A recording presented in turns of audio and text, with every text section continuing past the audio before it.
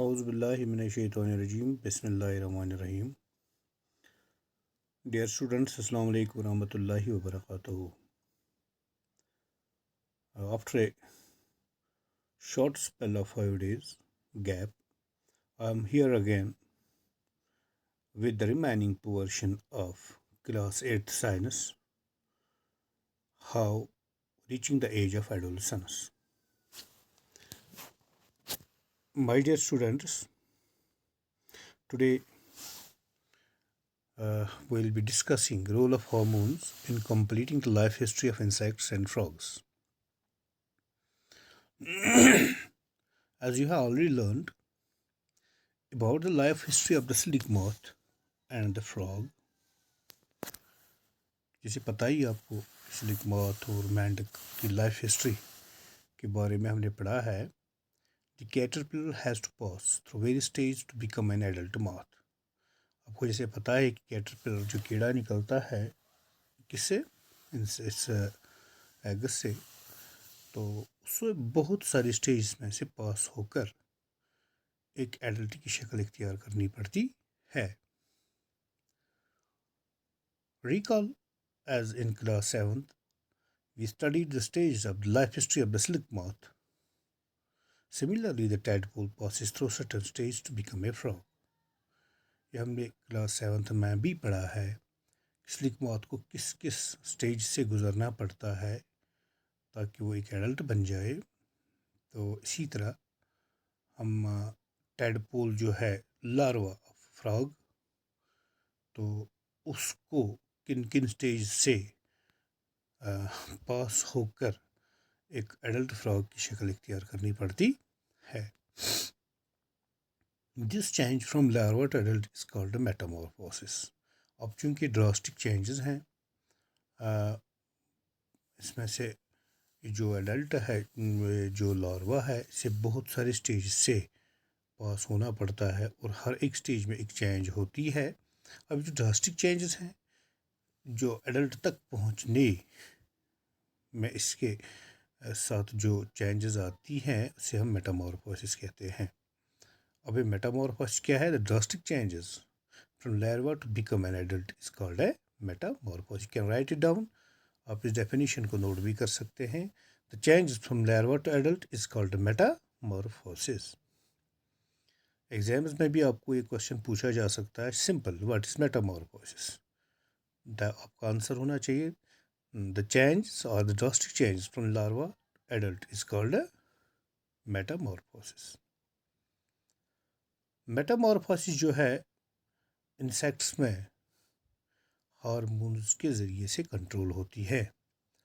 تو اس میں ہارمونز کا ایک بہت اہم کردار ہوتا ہے. ایز ہم کہتے ہیں کہ in frog it is controlled by thyroxine. Thyroxine ایک ہارمون ہے، تو تھائرائڈ گلینڈ سے یہ نکلتا ہے. تو جیسے ہم میں بھی تھائرائڈ گلینڈ ہے تو تھائراکزین ریلیز ہوتا ہے، تو ان میں بھی انسیکٹس میں بھی جو یہ میٹامورفوسس ہے تھائراکزین ہارمون کے ذریعے سے ہی کنٹرول ہوتا ہے.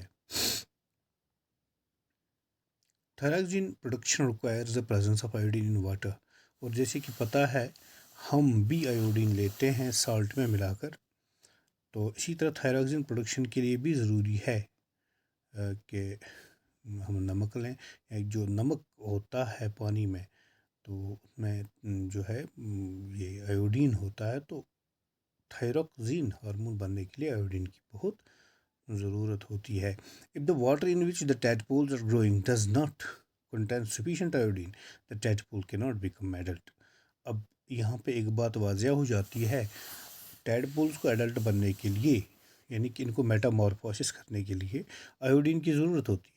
اب اگر آیوڈین ہی پانی میں اویلیبل نہ ہو، جس پانی میں یہ ٹیڈپول ہے، یا ٹیڈپول کے اندر آیوڈین موجود نہ ہو، تو پھر ان کا ایڈلٹ بننا ناممکن ہے.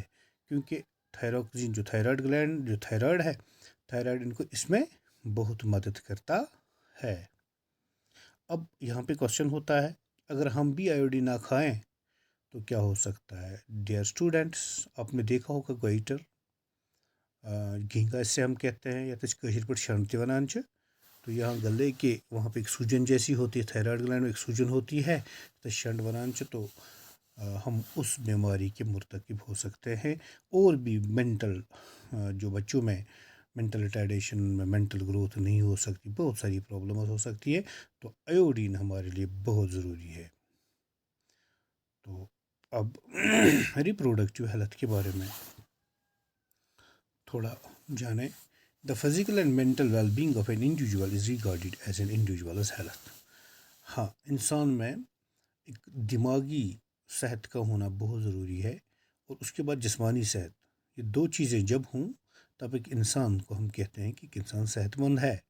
To keep the body healthy even human beings at any age needs to have balanced diet.